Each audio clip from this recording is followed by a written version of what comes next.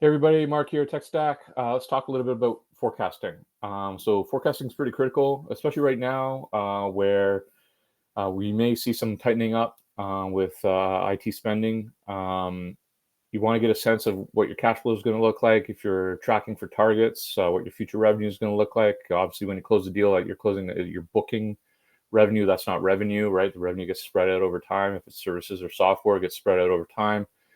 You want to be able to present to your CFO and management team with some predictability what the future is going to look like, right? So regardless of what your targets are, you want to be able to forecast and present that information to your CFO.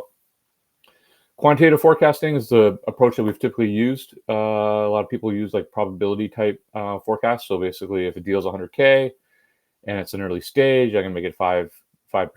So I'm going to say that's a $5,000 contribution to my forecast. And I might have 50 of those deals, right?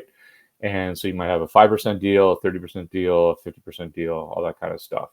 The problem with using that probability-based, quantitative-based forecasting is we typically don't have great data sets to work from.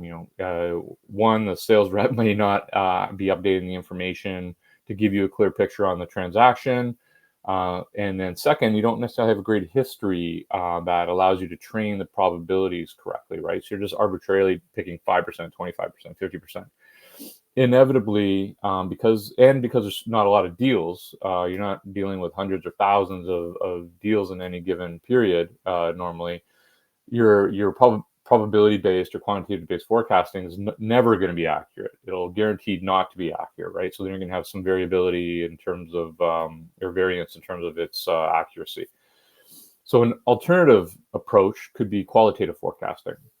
So a little field that most CRM systems have called forecast category, combining the opportunity value, like for example, how much ARR is on this deal, what's the total amount of the deal with services, stuff like that.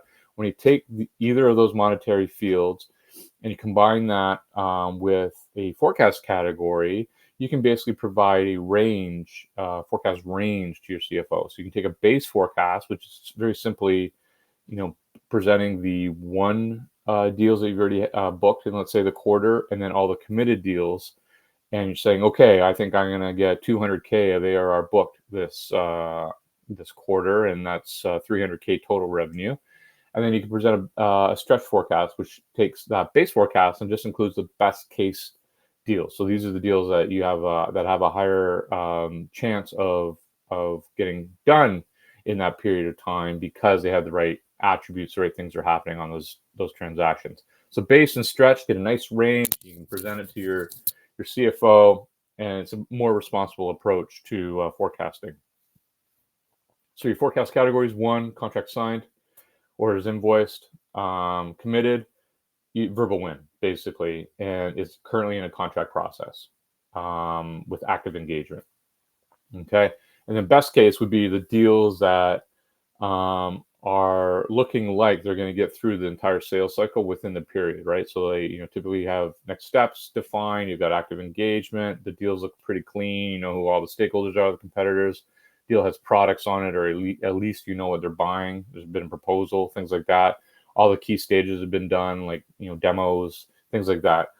That would be your best case scenario. So basically what you're doing is pulling out of your forecast anything that's like that pipeline forecast category, that's fodder, right? The stuff that has limited activity, doesn't look like it's timing to get done within the period of time you need it to get done. Okay. So how do you determine a best case opportunity? Well, typically look at all these kind of indicators. What's the age of the deal? Deals that are 270 days old and you have a 110 day average sales cycle are never going to close, right? So you should probably just close those as lost and get rid of them. A lot of sellers will use, flag plant accounts with opportunities, or they may be measured on opportunity creation. So you get a lot of stuff that was created as an opportunity that really shouldn't be an opportunity. Just get rid of it. All it's doing is skewing your win rate high, because you're not including that lost deal in your win rate calculation. So it's making everything look way rosier than it should be. Age is a really important indicator. type of deal is really important. So existing customer deals, typically smaller, shorter sales cycle length, higher win rate compared to new logo, right? So new logos are typically lower win rate, higher deal size, and longer sales cycles. Renewals, again, win rate's probably around the 90% rate, and how long the renewal process is because you kind of back into it. So by looking at the type of opportunity, you'll probably want to apply a different forecast category based on the type. Days in stage, is the deal stuck? If there's been no activity, probably an indicator that may not be a best case scenario. Is there a timeline of activity? So is there continuous communication? Last actions, next actions are defined. What stage is the deal at, right? If you're best casing a deal, let's say you got 30 days left in the quarter, and you got a deal that's at the very early stage, and it's got a close date within 30 days, probably not one that you're going to best case. You should probably push the close date out on it, right? So things like that. Are the products on the opportunity? Or at the very least, do you know what they're going to buy? Is there a quote or proposal tied to the opportunity? Have you identified stakeholders, competitors? Is there narrative or qualitative information like, the buyer knows why they're, evaluating new alternatives, or why they're looking at you, things like that. Is there engagement with the buyer? How engaged is that buyer? Two great indicators for deals that are best case, or candidates for best case. One is number of days in the first stage. So I think we all know this, but the deals that move out of the first stage the quickest have the higher close rates, right? So if a deal's been in the first stage for 180 days and you're expecting it to close the next 30 days, it's not going to happen ever.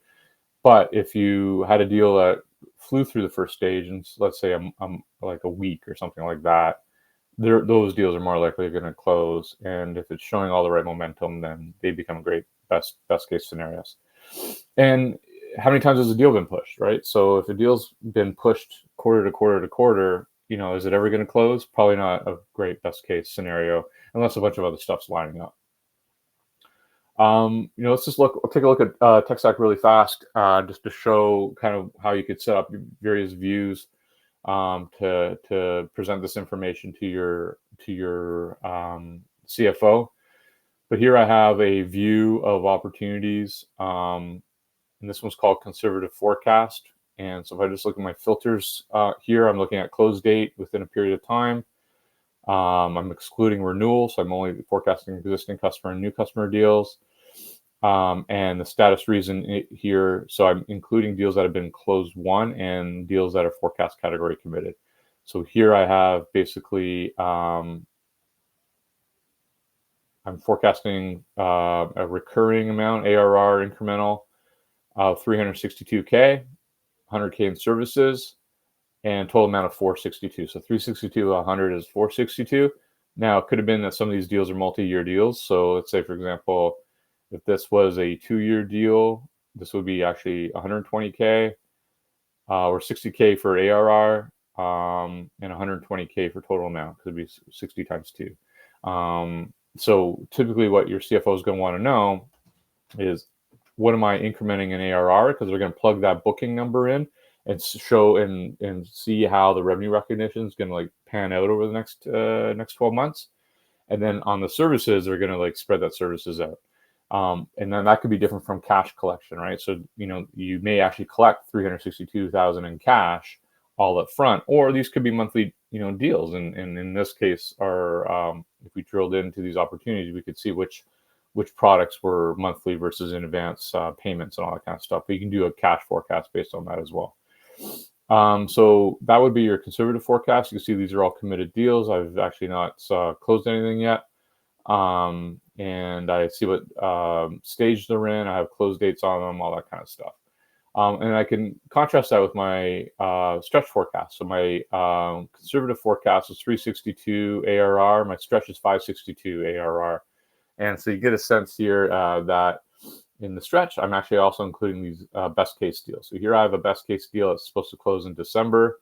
I'm going to open the deal up, and I can see that this deal, I can just really test out whether or not this should be a best case deal at all.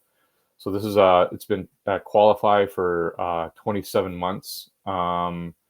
And so I've got another number of months to go, another 8 months to go, right? So that doesn't look great. Well, let me see if there's any activity on my timeline, any information with the seller and the buyer.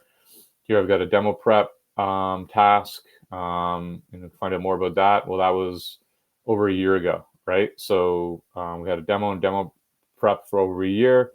There's no way this is a best case deal. There's no other activity on this thing. I can just double check here. I go to Velocity and I see that I've had zero communication with the buyer in the last 30 days. So to me, this is not a best case at all, right? So in that case, what I would do is actually probably question whether or not this should even be an opportunity. But I would just change the best case forecast category to pipeline, and then obviously that'll impact your funnel. It's asking me for some more information here. Just gonna get rid of that. When we identify an opportunity source as outbound sequence, it's asking which outbound sequence did you get this from, so that way you can identify the effectiveness of your outbound sequencing. That's why it was just asking me that information there. So your stretch forecast all of a sudden is going to look pretty much like your base forecast, because I'm basically taking that best case deal and getting rid of it. So you go through your funnel, identify all the best case versus pipeline. You really want to test that out with your buyers or your sellers. Can AI do this stuff? Yeah, I mean, like, I think Salesforce and Microsoft both came out with lead or opportunity scoring in 2017. Never worked, right? Mostly didn't work because the data sets were too small, and because they only looked at the opportunity tables. They didn't look at all the related tables to the opportunity, which is probably more critical. And so as a result, I would say this just needs to be part of the one-to-one process with your sellers. I think funnel review is really critical. Yeah, of course, you should be able to automate all this stuff, but the reality is sellers are human beings, and it's a great opportunity to help them grow and really challenge them on every single opportunity, because that'll just make the next opportunities that much better. So that is a little bit on forecasting. So hopefully that helps. Maybe some tips in here that of value, and hope you guys have a great day.